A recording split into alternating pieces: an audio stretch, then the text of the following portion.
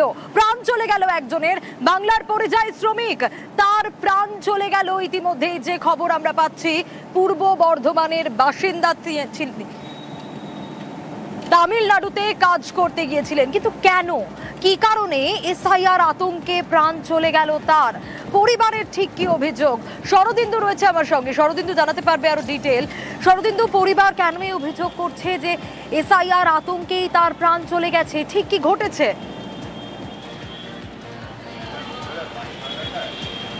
দেখো, জামালপুরের নবগ্রামের উড়িষ্যা পারের বাসিন্দা এই বিমল সাঁতরা, তিনি তামিলনাড়ুতে গিয়েছিলেন ধান রোয়ার কাজে।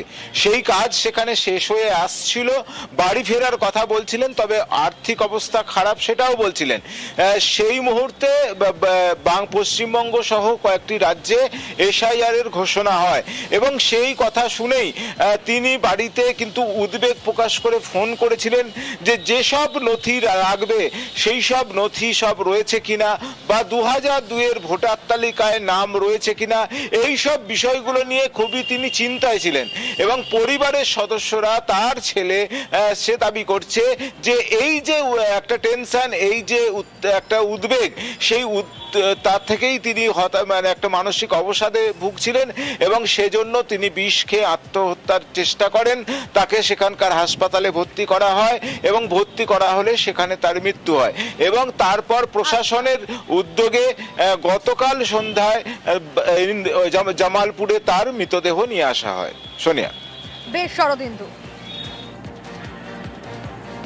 কোথায় গেছে?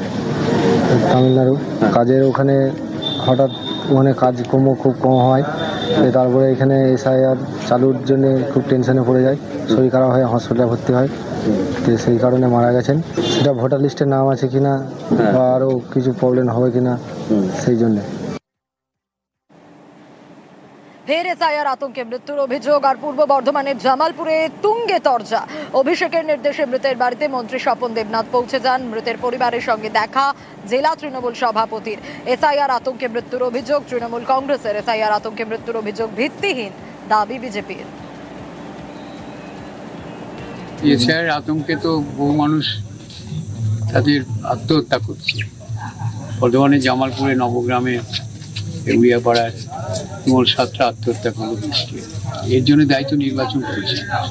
আমরা তার পরিবারের পাশে আছি এবং এসআইআর এর নির্বাচন কমিশনের জন্য দায়ী বলে মনে করি। এই যে ঘটনাগুলো ঘটছে, আতঙ্কে বহু মানুষ আতঙ্কের দিন কাটাচ্ছে, কেউ সইতে পারছে না, চিন্তা একদিকে আত্মহত্যা করছে। মানুষকে আমরা আশ্বস্ত করছি যে মানুষের পাশে আমরা আছি।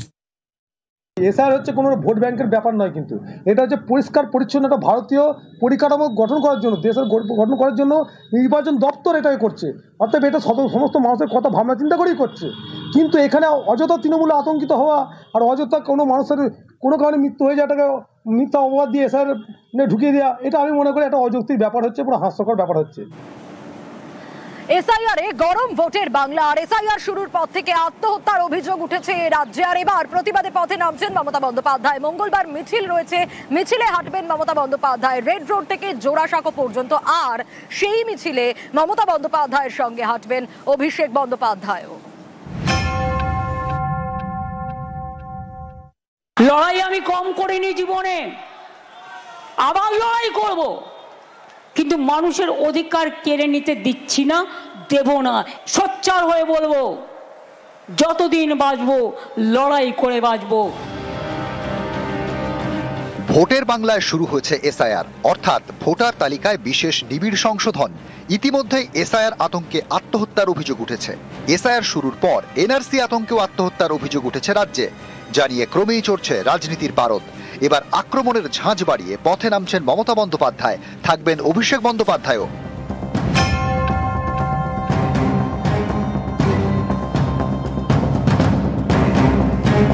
মঙ্গলবার মিছিল শুরু হবে রেড রোডে বি.আর. আম্বেদকরের মূর্তির সামনে থেকে, শেষ হবে জোড়াসাঁকো ঠাকুরবাড়ির কাছে। এসআইআর ইস্যুতে মিছিল, সেখানে বাঙালি আবেগে উষান। মঙ্গলবার অর্থাৎ 4 নভেম্বর, এদিন থেকেই বাড়ি বাড়ি গিয়ে ভোটারদের তথ্য যাচাই করার কথা বিএলওদের। দুপুর 2টো নাগাদ তৃণমূলের মিছিল শুরু হবে বি.আর. আম্বেদকরের মূর্তির সামনে থেকে। মিছিল যাবে ডেকার্স লেন, ধর্মতলা হয়ে সেন্ট্রাল এভিনিউ ধরে, শেষ হবে জোড়াসাঁকো ঠাকুরবাড়িতে। সেখানে থাকবে প্রতিবাদ মঞ্চ। সেই মঞ্চ থেকেই সুর চড়াবেন মমতা বন্দ্যোপাধ্যায় এবং অভিষেক বন্দ্যোপাধ্যায়। যারা নাগরিকত্ব দেবে বলে চিৎকার করে তারা নাগরিকত্ব কেড়ে নেওয়ার ব্যবস্থা করেন। সবটাই আমি জানি। এই এসআরএর নামে একটা এনআরসি করার প্রক্রিয়া চালাচ্ছিল, কিন্তু অপোজিশন স্টেটগুলো হচ্ছে ওদের টার্গেট, তার মধ্যে বাংলা অন্যতম টার্গেট। এর উদ্দেশ্য লক্ষ্য একটাই, বাংলাকে অপমান করা। একটা বৈধ ভোটারের যদি নাম বাদ যায়, বাংলা থেকে 1 লক্ষ লোক গিয়ে ইলেকশন কমিশনের অফিস ঘেরাও করবে। ক্ষমতা থাকলে অমিত শাহ দিল্লি পুলিশ আটকে দেখাক। সোমরাজ বন্দ্যোপাধ্যায়, নিউজ 18 বাংলা।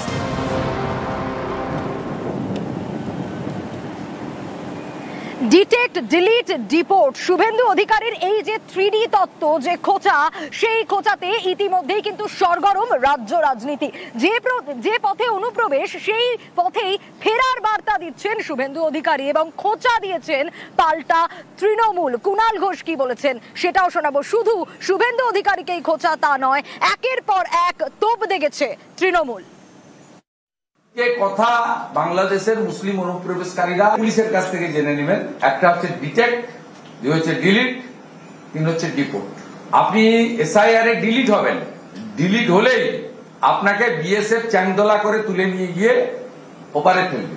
ওপারে যদি ফেলতে না পারে সুন্দরবনে অন্তত নামিয়ে দিয়ে, তারপরে আপনি কোন দিক দিয়ে যাবেন, সাঁতরে যাবেন না নৌকায় যাবেন, আপনি কি করবেন। যিনি ডিপোর্ট যদি না হতে চান, এখনই ভাগুন। বিরাট এলাকা ফাঁকা, মমতা ব্যানার্জি জমি দেয়নি বিএসএফ কে, একদম যে রুট আপনি জানেন, যে রুটে এসছেন ওই রুট দিয়ে পালান।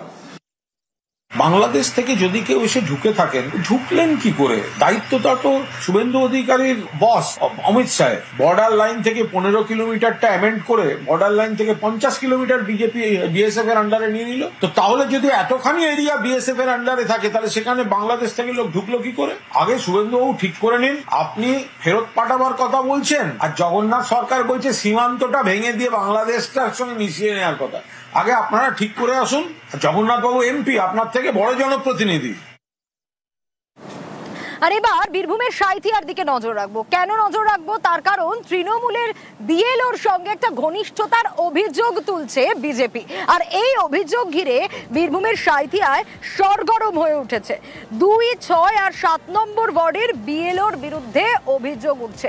ঠিক কি অভিযোগ উঠছে এই বিএলওদের বিরুদ্ধে, আরো বিস্তারিত বিষয়ে জানাতে পারবে সুপ্রতিম, রয়েছে আমার সঙ্গে। সুপ্রতিম, বিজেপি ঠিক কি অভিযোগ তুলছে, এক্স্যাক্টলি ঠিক কি হয়েছে, কি জানা যাচ্ছে?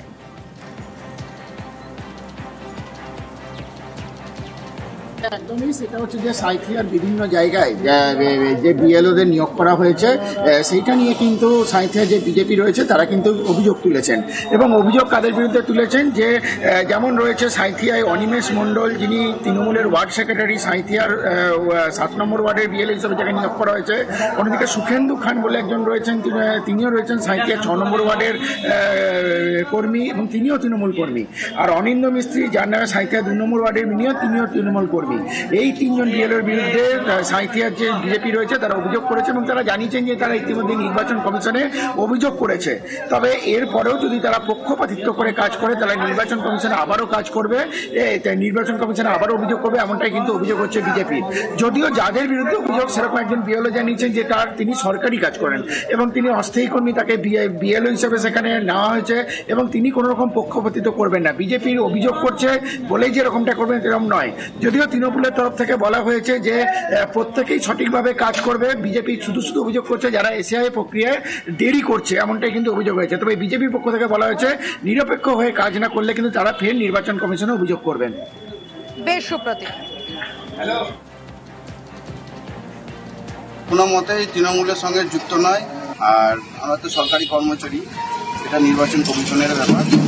চিঠি এসেছে, যথাযথভাবে পালন করতে হবে। আপনি কি তৃণমূল করেন? না, সমর্থন করতেই পারি, ভালো লাগতেই পারে, কোনো পদে নেই। যে বিএলও লিস্ট যেটা পাবলিশড হয়েছে, সেখানে দেখা যাচ্ছে অনিমেষ মণ্ডল, এই অনিমেষ মণ্ডল ওদের বুথের সেক্রেটারি 7 নম্বর ওয়ার্ডের, এবং 7 নম্বর ওয়ার্ডের কাউন্সিলরের ঘনিষ্ঠ। সাথে সাথে 2 নম্বর ওয়ার্ডের অনিন্দ মিস্ত্রি, তিনিও ওয়ার্ড কাউন্সিলরের সাথে মিটিং মিছিল সমস্ত জায়গায় থাকে। আর এক ব্যক্তি আছেন সুখেন্দু খান, উনি সাঁইথিয়া তৃণমূল কংগ্রেসের সভাপতি। এই সমস্ত বিএলওরা যেন নিরপেক্ষ এসআইআরটা করেন, এইটুকু দাবি আমরা জানাই। যদি ওনারা নিরপেক্ষ না করেন তার জন্য আমাদের হাতে 1 মাস সময় আছে, সাবধান।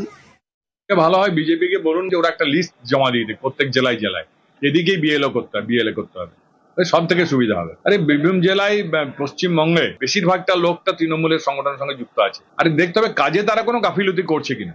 নির্বাচন কমিশন আছে, তাদের মনিটরিং আছে, সেটা দেখুন। তারা গন্ডগোলটা তো এরাই লাগাচ্ছে বেশি।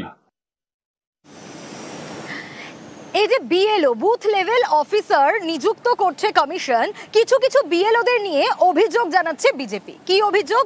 কেউ নাকি তৃণমূলের পঞ্চায়েত সদস্য, কেউ আবার তৃণমূলের শিক্ষক সংগঠনের সদস্য, আর এতে এসআইআর এর কাজে ব্যাঘাত ঘটতে পারে। ঠিক করে এসআইআর এর কাজ হবে না, এমনটাই অভিযোগ করছে বিজেপি।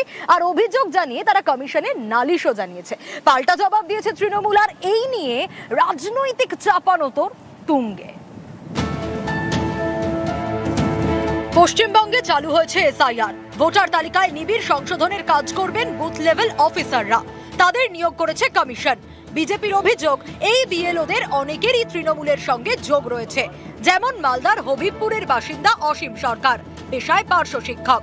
তিনি আবার মঙ্গলপুর গ্রাম পঞ্চায়েতের তৃণমূল সদস্য। আবার মাতিয়াস মার্ডিও শিক্ষক, তিনিও বিজেপির টিকিটে পঞ্চায়েত ভোটে জেতেন, পরে তৃণমূলে যোগ দেন। দুজনই বিএলও। এতে আপত্তি জানিয়ে নির্বাচন কমিশনে চিঠি দিয়েছে বিজেপি। তৃণমূলের এই যে নির্বাচনকে প্রহসন পরিণত করার যে চক্রান্ত, সেইটা আর এই দুজন আর বিএলওকে রেখে দিয়ে তা প্রমাণ হচ্ছে। তাতে স্বচ্ছভাবে ভোটার তালিকা তৈরি হবে না। কমপ্লেনটা আমরা আমাদের রাজ্যের মাধ্যমে চিফ ইলেকশনের কাছে পাঠিয়েছি। আমরা বিএলও আমি, মেম্বারও আমি প্যারা টিচার, স্বচ্ছতার সাথে কাজ করব। আমাদের বুথে কোনোদিন কেউ বলেনি, বিজেপি বলো আর সিপিএম কেউ কোনো কথা বলে না। আমি স্বচ্ছতার সাথে কাজ করি। পশ্চিম মেদিনীপুরেও একই অভিযোগ। এখানকার ভালুকখুনিয়া প্রাইমারি স্কুলে শিক্ষক হোসেনারা খাতুন, শাসক দলের শিক্ষক সংগঠনের কোর কমিটির সদস্য। তাকে বিএলও করেছে কমিশন। এতে আপত্তি জানিয়ে কমিশনে চিঠি দিয়েছে বিজেপি। দীর্ঘদিন ধরে তৃণমূলের নেত্রী মুকুল সামন্তর খুব কাছের লোক, দিনের ন্যায় খুব কাছের লোক। সেই সূত্রে উনি বিএলও হয়েছেন যাতে ভোটে কারচুপি করতে পারেন। সরাসরি আমি জানিয়েছি নির্বাচন কমিশনকে, ডিএমকে, এসডিওকে যে অবিলম্বে এই সমস্ত বিএলওদের এখান থেকে মুক্ত করতে হবে। টিএমসি যে শিক্ষক সংগঠন আছে তার পুরো কমিটির মেম্বার ছিলাম, তো এখন বিএলও হওয়ার পর এখন কোনো কিছু আর করছি না। আমাদের শিক্ষক সংগঠনে যে বিভিন্ন প্রোগ্রাম হতো, তো সেখানে অতিথিদের হয়তো আপ্যায়ন করা হতো, তাদের সঙ্গে তো আমাদের ছবি থাকতেও পারে। আলিপুরদুয়ারে পাতলা খাওয়া গ্রাম পঞ্চায়েত, এখানে আবার তৃণমূলের অঞ্চল সভাপতির নাম বিএলওর তালিকায় বলে অভিযোগ বিজেপির। খিতিন বর্মন একটি শিশু শিক্ষা কেন্দ্রের চুক্তিভিত্তিক শিক্ষক, তাকেও সরানোর দাবি তুলেছে বিজেপি। দমদমের বাসিন্দা আশুতোষ বিশ্বাস, তাকে বিএলও করেছে কমিশন। বিজেপির অভিযোগ, আশুতোষ তৃণমূলের শিক্ষা সেলের সদস্য। দমদমে যে সমস্ত বিএলওদের দেওয়া হয়েছে সে সমস্ত বিএলওরা সব তৃণমূল কার্যকর্তা। এবার সেখানে দাঁড়িয়ে স্বচ্ছতা কোনোদিনই আসবে না। সেই কারণবশত আমাদের অবিলম্বে আমাদের নির্বাচন কমিশনারের কাছে দাবি যে এই সমস্ত বিএলওদের চেঞ্জ করতে হবে। আমাদের শিক্ষা সমিতি ইউনিয়ন রয়েছে, তো তারা কি ইউনিয়ন করবে না? বিজেপির কি কেউ ইউনিয়ন করে না? যারা সেন্ট্রাল গভর্নমেন্ট এমপ্লয়ি তারা কি বিজেপি করে না? বিএলও হবার পর সে কি কোনো আমাদের পার্টির মিটিংয়ে হেঁটেছে? সে কি আমাদের পার্টির কোনো পদাধিকারী, কর্মী, সমর্থক পার্টির হতেই পারে? বিএলও যাদের থাকার কথা নয়, আমরা যাদের কথা জানতে পেরেছি, যাদের ছবি দেখেছি তৃণমূলের মঞ্চে, তৃণমূলের জনপ্রতিনিধিদের সাথে, তৃণমূল ক্যাডার হিসেবে যারা কাজ করেছে, তাদেরকে বাদ দেওয়ার জন্য আমরা বলেছি।